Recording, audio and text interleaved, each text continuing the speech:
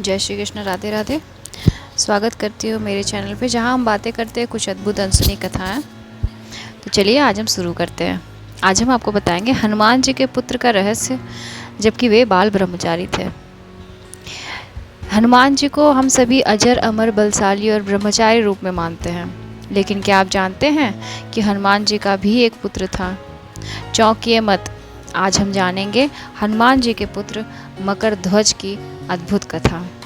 ये कहानी शुरू होती है उस समय से जब श्री राम और हनुमान जी रावण का वध कर चुके थे और सीता माता को वापस लाने के लिए लंका में ही कुछ समय के लिए ठहरे थे। रावण वध के बाद जब हनुमान जी समुद्र में स्नान करने गए तो उस समय उनकी पसीने की कुछ बूंदें समुद्र में गिर गई। वो पसीने की बूंदें समुद्र में एक नाग कन्या ने ग्रहण कर ली।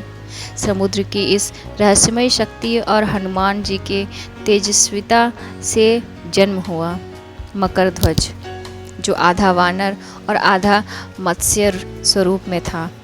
मकरध्वज का पालन पोषण समुद्र लोक में हुआ और बाद में वह पाताल लोक के रक्षक बने।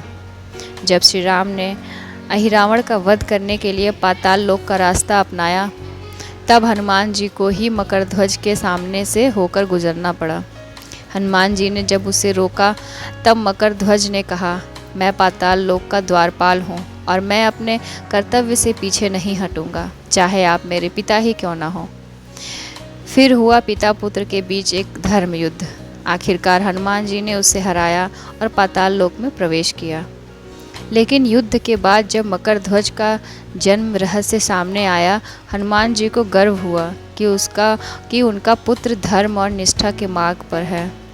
भले ही हनुमान जी बाल ब्रह्मचारी हैं, लेकिन संयोगवश समुद्र में गिरी उनकी पसीने की बूंदों से जन्मे मकरध्वज को उनका पुत्र माना जाता है। इस कथा से हमें ये सीखने को मिलता है कि ब्रह्मचर्य का अर्थ केवल संतान त्याग नहीं होता, बल्कि आत्मसंयम और समर्पण होता है। जय हनुमान लला की। अगर आपको ये कथा ज्ञानवर्धक और प्रेरणादायक लगी हो तो लाइक करें, शेयर करें और हमारे भक्ति चैनल को सब्सक्राइब करना ना भूलें। कल फिर मिलती हूँ एक नई कथा के साथ। राधे राधे, जय श्री राम।